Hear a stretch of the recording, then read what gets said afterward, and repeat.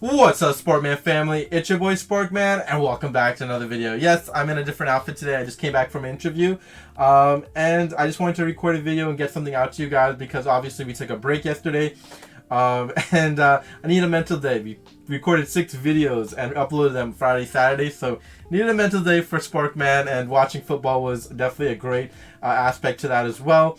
Now I want to talk about a really exciting set in Corcentry Bonanza because I think a lot of people are looking forward to this set, especially since the tins kind of fell flat on its knees a little bit. A lot of people kind of disappointed, especially with the ratios of that being kind of terrible in this set in terms of the tin.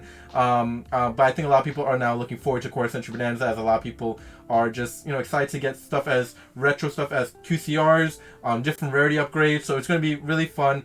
Obviously, I think there's going to be more of a retro-heavy aspect to Corcentry Bonanza than a meta aspect, though I think there will be a lot of, meta cards fed into this set here and there. I think we're looking at more, probably I would say 70 to, or maybe 75-25 in the lead in terms of retro stuff going to be in this set, to be honest with you.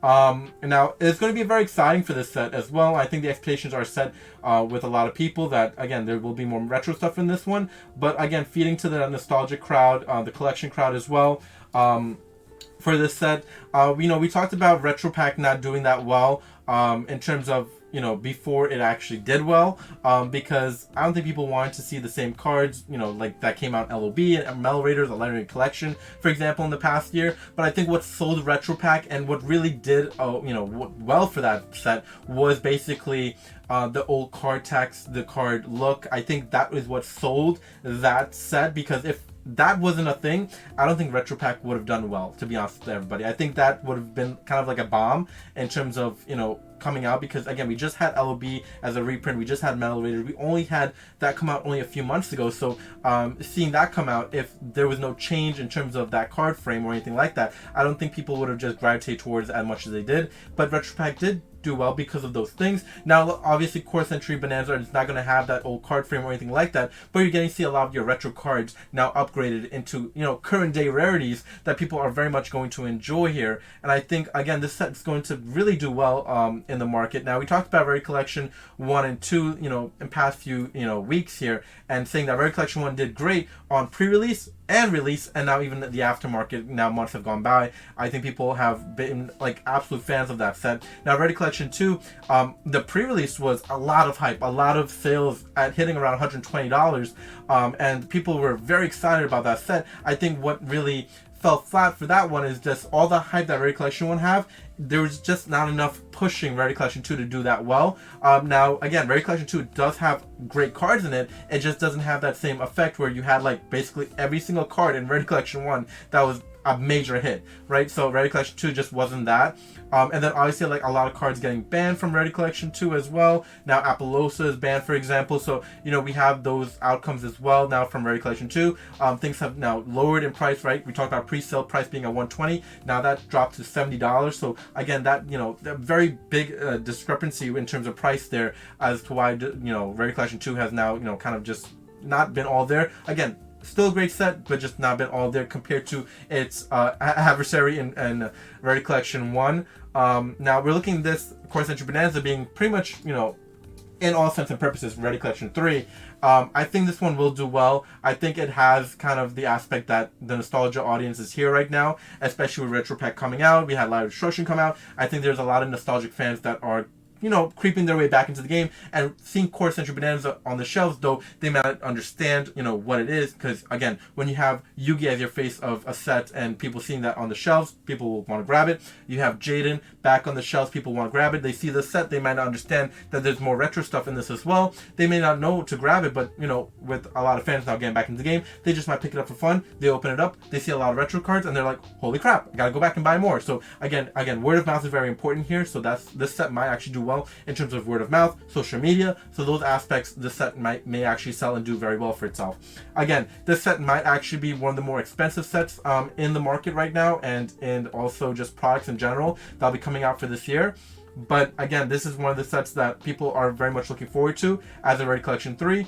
And again, you're having a little bit of both your bases covered in this set as well. Both your meta fans, your nostalgic fans, I just think your fans that just enjoy Yu-Gi-Oh! Just opening packs and seeing a bunch of different rarities just supplied in just one pack is going to just, feed into a lot of audiences that just enjoy Yu-Gi-Oh! And opening packs and just opening packs in waves. We talked about a lot of cards not getting reprinted in the tins as well. That, at Boss Stage YGO here on Instagram does an amazing job. If you don't know who he is, go follow him. He does amazing, just like cover of a lot of sets in Yu-Gi-Oh! Right now. Here, I'll show you, for example. He does counter guides. He participates in a Blue Eyes Cup, which shout out to the Blue Eyes Cup people that do that. If you want to join some tournaments. Again, there's a lot of stuff that happen on Instagram, so if you're not part of the Instagram community on Yu-Gi-Oh!, go ahead and join. See, he has like best-selling cards, for example, top 6 meta decks. So always encouraging to see this. He gets a lot of feedback in the comments. He gets a lot of likes, a lot of followers. People enjoy hearing what he has to say. But these are some of the reprints needed here, probably in Corcentry Bonanza as well. Samurai Destroy being what it is. Ancient Gear Fortress, which is a common at $22, is absolutely wild to me. $14 for Clockwork Knight, that has been going up in price. Number 13, Botany of Crime. Punishment Dragon, for your Lightsworn people out there. So again, there's a lot of stuff that does need to be reprinted. Hopefully in Corcentry Bonanza we see some of those meta cards creep its way into this set. But obviously I do just think that this set in general will do what it's meant to do, which is be successful on release. And even in after release, I think this will be successful. So if you're not going ahead and grabbing your Corcentry Bonanza set, and I recommend going and checking out Game Nerds, as they have it for a really great price right now. Actually, we're gonna actually go check that out real quick. I think a lot of people would be interested in seeing the price that Game Nerds has Corcentry Bonanza for, especially since again, there's a lot of places right now that basically have this set, and I can't even type, this set for a lot of money. This is a case, by the way, so let's not look at the case, because I know everyone's like, what the heck did I just watch? Let's look at the box. This is not badly priced. $87 is not badly priced, considering that most places are selling for $130 to $143. Again, that is a steal at $87 in my opinion. And I think it's just going to be a set that people either keep sealed, they opened. There's a lot of value to Corcentry Bonanza being one of, if not the last Corcentry sets that we have for this year, and just ever in general in the game of Yu-Gi-Oh! So again, there's going to be a lot of value to these sets and a lot of value to the QCR Bonanza set here. And I just think the overall look towards it kind of, resonates with a lot of people, as it kind of, looks a little bit like Rare Collection 1. So a lot of that feeding off what was a successful product as well. And yeah, I want to hear your thoughts and opinions, but I think in terms of the ratios and everything like that, it looks pretty good in my opinion. And again, the Luxury Secret Rare, that's I guess a new rarity that they have, so that looks really awesome. The set just overall looks great. So I just want to hear your comments down below. Let me hear your thoughts and opinions. What cards do you believe that will be in the set? What retro cards do you believe that will be in the set? What meta card do you believe will be in the set? Obviously, we have some cards here that already stay to us. Super Polymerization, Promethean Princess, Diabellstar, for example. So we have a lot of cards already told to us as well in the set. But obviously, there's many more as well. I want to hear your comments, like I said. And from your truly, Sparkman. Catch you next one. Please subscribe and comment. And peace out, YouTube.